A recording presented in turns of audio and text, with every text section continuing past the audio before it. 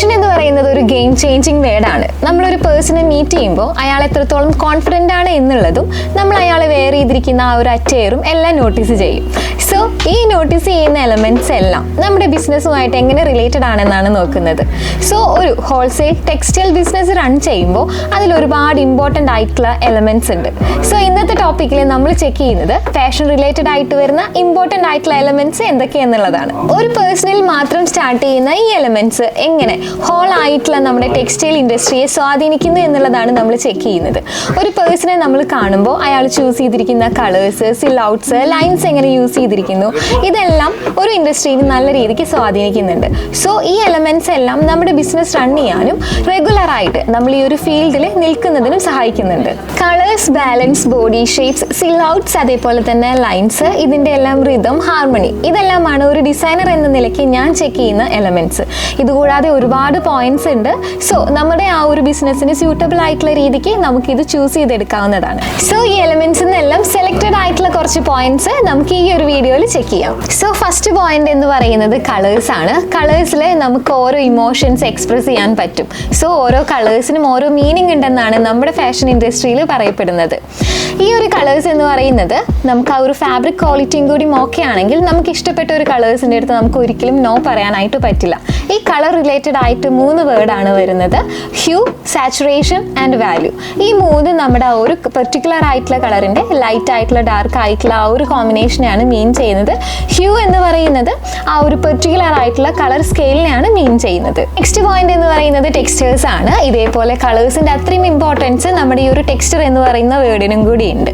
ഒരു ഫാബ്രിക്കിൻ്റെ ബേസിലാണ് ഈ ഒരു ടെക്സ്ചറിൻ്റെ ആ ഒരു കോമ്പിനേഷൻ സ്റ്റാർട്ട് ചെയ്യുന്നത് തന്നെ.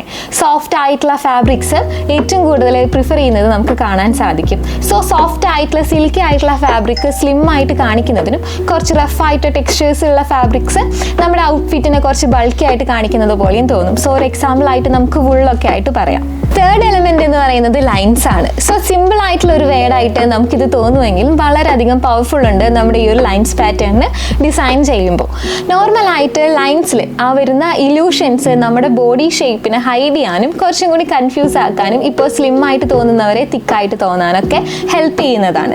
നെക്സ്റ്റ് സില്ലൗട്ട് ആണ്. സോ ഏറ്റവും ഇമ്പോർട്ടൻ്റ് ആയിട്ടുള്ള ഒരു എലമെന്റ് ആണിത്. സില്ലൗട്ട്സ് എന്ന് പറയുമ്പോൾ ഓരോ ബോഡി ഷേപ്പിനനുസരിച്ചിട്ടും നമുക്ക് ആ ഒരു ഫിഗർ ഔട്ട്ലൈൻ തന്നെ മാറിക്കൊണ്ടിരിക്കും. നമ്മൾ ചൂസ് ചെയ്യുന്ന സില്ലൗട്ട്സിന് അത്രത്തോളം ഇമ്പോർട്ടൻസ് ഉണ്ട്. സോ ഓരോ ബോഡി ഷേപ്പിനനുസരിച്ചിട്ടും നമ്മുടെ സില്ലൗട്ട്സിൽ വ്യത്യാസങ്ങൾ വന്നുകൊണ്ടിരിക്കും. ഇപ്പോൾ നോർമലായിട്ട് ഹവർ ക്ലാസ്സിൽ വന്നിട്ടുള്ള ഒരു ബോഡി ഷേപ്പിൽ യൂസ് ചെയ്തിരിക്കുന്ന പാറ്റേൺ ആയിരിക്കില്ല നമ്മളൊരു ട്രയാങ്കിളോ അല്ലെങ്കിൽ ഒരു റെക്ടാങ്കുലർ ആയിട്ടുള്ള ബോഡി ഷേപ്പിൽ യൂസ് ചെയ്യുന്നത്. സോ നമ്മൾ അത് സ്പെസിഫിക് ആയിട്ട് തന്നെ ഈ റെഡിമെയ്ഡ്സ് കുർത്തീസ് ഒക്കെ ചെയ്യുന്നവരെ ഇമ്പോർട്ടൻ്റ് ആയിട്ട് ചെക്ക് ചെയ്യേണ്ട ഒരു കാര്യമാണ്.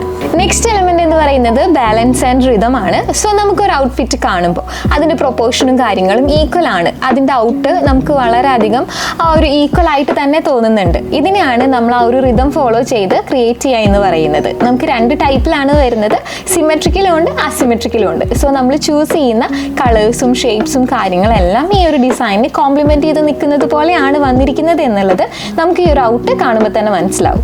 ആൻഡ് ലാസ്റ്റ് എലമെന്റ് ആയിട്ട് വന്നിട്ടുള്ളത് ബോഡി ഷേപ്സ് ആണ്.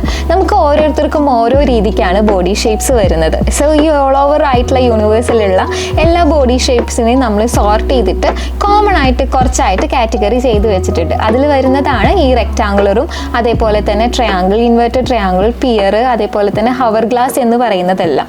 നമ്മുടെ ബോഡി ഷേപ്പ് എങ്ങനെയാണ് എന്നുള്ളത് മനസ്സിലാക്കി അതിന് സ്യൂട്ടബിൾ ആയിട്ടുള്ള ഔട്ട്ഫിറ്റ് ചൂസ് ചെയ്യുക എന്നുള്ളതാണ് ഇതിൽ വരുന്ന ഏറ്റവും ഇമ്പോർട്ടൻ്റ് ആയിട്ടുള്ള കാര്യം. സോ നമ്മൾ ഈ ഒരു ഫാഷൻ റിലേറ്റഡ് ആയിട്ട് പറയുമ്പോൾ ഒരു ആക്സസറീസ് വരും, നമ്മൾ ചൂസ് ചെയ്യുന്ന ഔട്ട്ഫിറ്റ് വരും.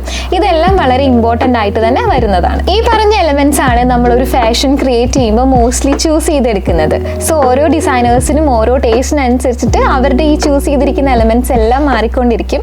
എന്നെ സംബന്ധിച്ചിടത്തോളം ഞാൻ കൂടുതൽ കോൺസെൻട്രേറ്റ് ചെയ്ത് നോക്കുന്നത് കളേഴ്സിലും അതേപോലെ തന്നെ ടെക്സ്റ്റേഴ്സിലും ലൈൻ പാറ്റേൺസിൻ്റെ ഒക്കെ ബേസിലാണ്. സോ ഓരോ ഡിസൈനേഴ്സും അവരുടെ പ്രൊഡക്റ്റിനനുസരിച്ചിട്ട് ഈ എലമെന്റ്സ് അവർ ചൂസ് ചെയ്യുന്നതിലെല്ലാം വ്യത്യാസം വന്നുകൊണ്ടിരിക്കും. ഇതേപോലെയുള്ള ഒരുപാട് ഇൻഫോർമേറ്റീവ് വീഡിയോസ് ഇനി നമ്മുടെ പേജിൽ വരുന്നതാണ്. സോ ഫോളോ ചെയ്യാം.